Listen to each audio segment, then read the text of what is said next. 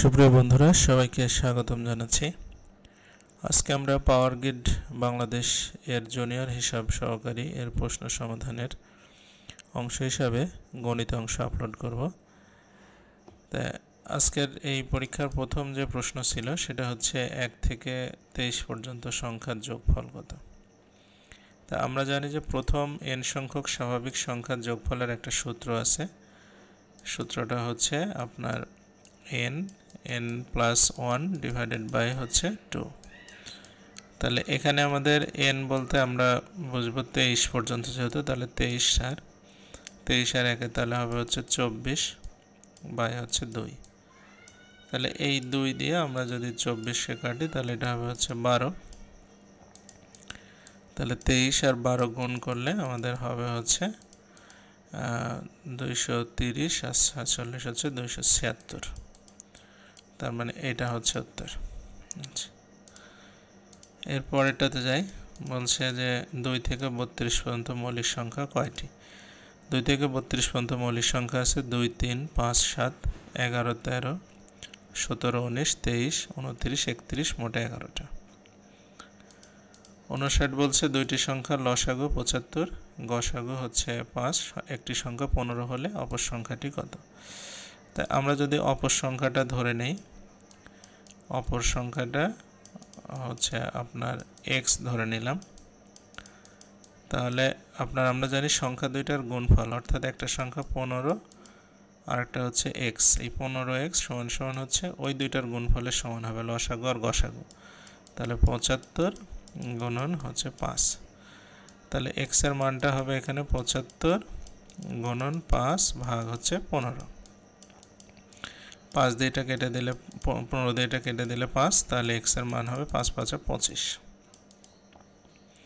অর্থাৎ 25 হবে উত্তর এটা। এরপরেরটাতে 60 নম্বরে যাই। বলছে 3 অঙ্কের বৃহত্তম ক্ষুদ্রতম সংখ্যার পার্থক্য কত। তাহলে বৃহত্তম সংখ্যা হবে হচ্ছে 3টা 9, আর ক্ষুদ্রতম সংখ্যা হচ্ছে 1 দিয়ে 2টা 0। তাহলে এটা বিয়োগ করলে হবে হচ্ছে 899, এটা হবে হচ্ছে উত্তর। আচ্ছা, এরপরের প্রশ্নে বলছে যে একটা সংখ্যার অর্ধেক তার 1/3 থেকে 17 বেশি, সংখ্যাটি কত।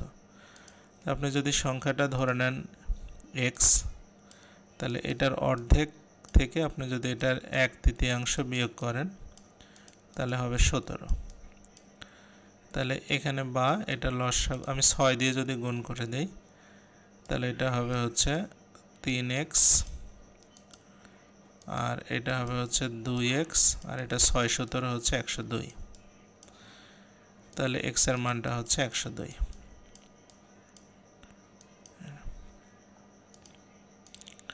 এরপরে বলছে যে 13, 17, 25, 41 এর পরবর্তী সংখ্যাটা কত। আচ্ছা, তো এখানে 13 যোগ 13 সাথে 4 যোগ করে হয়ে গেছে হচ্ছে 17, আবার 17-র সাথে 8 যোগ করছে হয়ে গেছে হচ্ছে 25, আর 25-এর সাথে আপনার 8 দোকানে 16 যোগ করছে হয়ে গেছে 41। এরপরে আপনার 41-এর সাথে আমরা যদি 32 যোগ করি তাহলে হবে হচ্ছে 73, তার মানে এইটা হবে। আচ্ছা, এরপরেরটা বলছে যে একটা চেয়ার 180 টাকায় বিক্রয় করলে 25% লাভ হয়, ক্রয় মূল্য কত চেয়ারটি। তাহলে ক্রয় মূল্য বের করতে হলে আপনার হচ্ছে এই 180 টাকাকে, যেহেতু 25% লাভ, তাহলে 125 দিয়ে ভাগ করে 100 দিয়ে গুণ করতে হবে। তাহলে এখানে আপনার 25 দিয়ে কাটলে এটা হবে 5, এটা হবে 4, আবার 5 দিয়ে যদি আপনি 180কে কাটেন তাহলে এটা হবে 36। তাহলে 4 36 গুণ করলে 144, 144 টাকা উত্তর হবে, যেটা অপশনে নাই। আচ্ছা, এরপরেরটাতে আসি। বলছে একটা চাকা 240 মিটার যেতে 10 বার ঘুরে, চাকাটির ব্যাসার্ধ কত।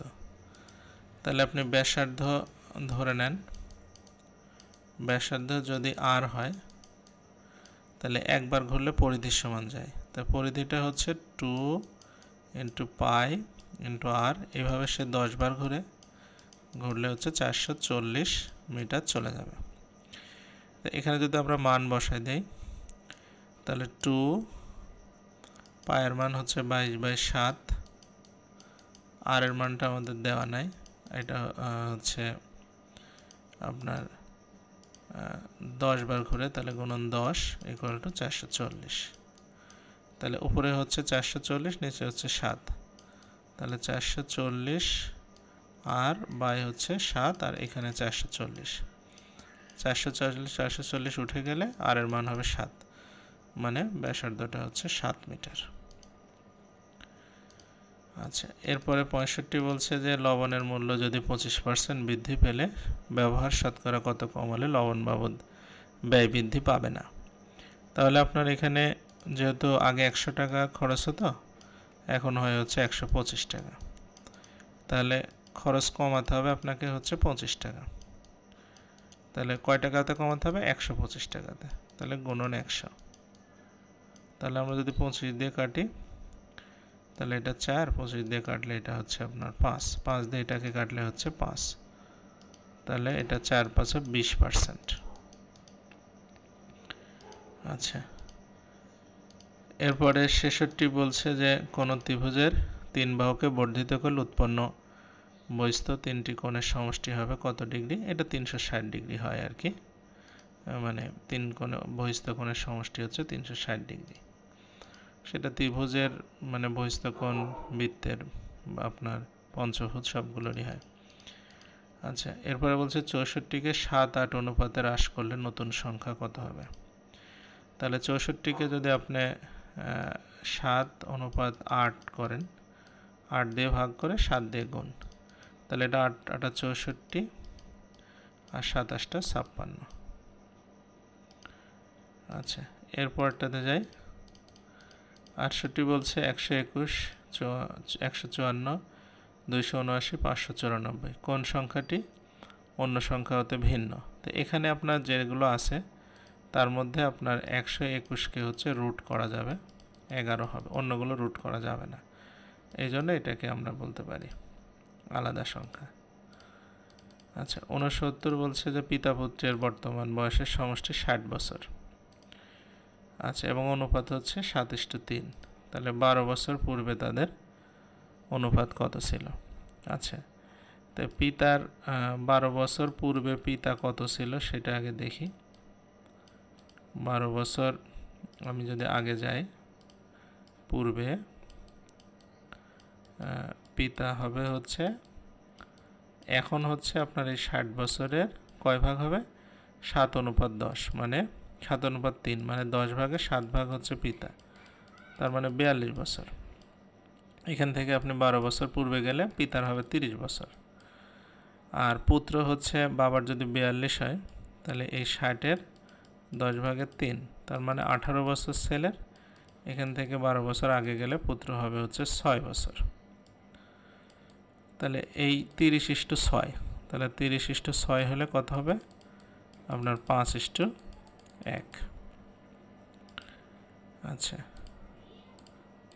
এরপরে 70 বলছে নিচের কোনটি 2/3 থেকে বড়? আচ্ছা, এটা ক্যালকুলেশন করার ক্ষেত্রে আমরা হচ্ছে প্রথমে 2/3 এটার সাথে তুলনা করব হচ্ছে প্রথমটা, অর্থাৎ 31/50। তো এটার নিয়ম হচ্ছে এটা আগে গুণ করব, তাহলে এখানে 100 হবে, আর এটা পরে গুণ করে 93 হবে, লিখব। তাহলে যেদিকে বড় সেটা হচ্ছে বড়, অর্থাৎ 2/3টা হচ্ছে বড়। তারপরে আমাদের দ্বিতীয়টা, এবার 9/11 সাথে তুলনা করব। 9/11 সাথে তুলনা করলে এটা গুণ করলে হবে 22, এটা গুণ করলে হবে 27, তার মানে এই দিকে আছে। তাহলে আমরা 9/11কে বড় বলবো। এবার 9/11 সাথে 2/5 যদি তুলনা করি, তাহলে এটা 5 নং 45 আর 11 দোকানে 22, তাও এটা বড় হচ্ছে। তার মানে আমরা 9/11 সাথে আবার 11/27 যেটা, সেটার তুলনা করব। 11/27, তাহলে এটা গুণ করলে হচ্ছে 7 নং 63 3 হাতে থাকে 6, 18 6 24 আর 11 11 121, তাও এটাই বড় হচ্ছে আমাদের, সুতরাং আমরা এটাকেই বড় বলবো। আচ্ছা, এরপরেরটা 71 বলছে যে একটা সমবাহু ত্রিভুজের প্রত্যেক বাহুর দৈর্ঘ্য 10 মিটার হলে ত্রিভুজটির ক্ষেত্রফল কত? এক বাহুর দৈর্ঘ্য যদি 10 মিটার হয়, ত্রিভুজের ক্ষেত্রফলের সূত্র হচ্ছে √3/4 এক বাহুর উপর স্কয়ার। তাহলে এটা 3/4 এক বাহুর উপর স্কয়ার মানে এটা 100, তো 4 দিয়ে এটা কাটলে হবে 25, তাহলে 25 √3 হচ্ছে এটার আনসার এইটা। আচ্ছা, এরপরে হচ্ছে 72 বলছে যে একটা বৃত্তের ব্যাস দ্বিগুণ করা হলে ক্ষেত্রফল কত গুণ হবে, মানে ব্যাস দ্বিগুণ করলে ব্যাসার্ধ দ্বিগুণ হবে। তাহলে নর্মালি বৃত্তের ক্ষেত্রফল হচ্ছে πr², আর আপনি যদি ব্যাসার্ধ দ্বিগুণ হয় তাহলে এটা 2r তারপর স্কয়ার, তাহলে এটা πr², এটা হচ্ছে 4πr² হচ্ছে। তাহলে এখানে থেকে এখানে 4 গুণ বেড়ে গেল, তো এটা হবে হচ্ছে 4 গুণ। তো সুপ্রিয় বন্ধুরা, এই ছিল আজকের মানে প্রশ্ন সমাধান। এইভাবে যদি আপনাদের গণিত অংশ ভালো লেগে থাকে তাহলে কমেন্টে জানাবেন, তাহলে আমরা এইভাবে সমাধান করব, না হলে আমাদের যেটা মানে পাওয়ার পয়েন্ট স্লাইডে সেইভাবে আমরা সমাধান করব। তো যাই হোক, এতক্ষণ সাথে থাকার জন্য সবাইকে অসংখ্য ধন্যবাদ।